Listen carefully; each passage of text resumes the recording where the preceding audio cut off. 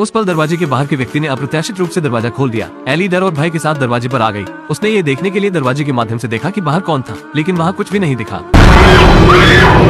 उसने मेज पर कैंची पकड़ ली और दरवाजे पर चाकू मारा। आखिरकार उसने बाहर के इंसान को डरा दिया। एली ने जल्दबाजी में दरवाजा बंद कर दिया। वो उस पल में घबरा गई थी। बड़ा बेटा अपने कमरे से बाहर आया। जब वो अपनी माँ के कमरे के पास से गुजर रहा था तो उसने अपनी माँ को अंदर चिल्लाते हुए सुना। जैसे ही वो अंदर जाने और पूछने वाला था, जब उसने अपने बेटे को चिल्लाते हुए सुना तो एली कमरे से बाहर निकली और फिर बड़े बेटे के कमरे में आ गई। वो उससे पूछने वाली थी आखिर क्या हुआ, लेकिन बड़ा बेटा डर के कारण दरवाजा नहीं खोल रहा था। एली को दूसरी चाबी की तलाश के लिए नीचे जाना पड़ा और सुरक्षा के लिए एक चाकू को उठा लिया। जब उसने अपने बड़े बेटे का दरवाजा खोला तो सबसे बड़े बेटे ने उसे बताया कि वो नहीं चिल्ला रहा था। एली जल्दी से अपने छोटे बेटे के कमरे में पहुंची। छोटे बेटे ने कहा कि वो नहीं जानता कि उसके भाई के साथ क्या हुआ। अचानक उसके कमरे में आ गया और उसे डरा दिया। एली को लगा कि घर बहुत अजीब है, इसलिए उसने पुलिस को बुलाया, लेकिन पुलिस ने पूरे घर की जांच करने के बाद उन्हें किसी दूसरे व्यक्ति का कोई निशान नहीं मिला। उन्होंने ये भी सोचा कि एली मानसिक रूप से बीमार थी, इसीलिए उसने पुलिस को बुलाया। जैसे ही पुलिस चली गई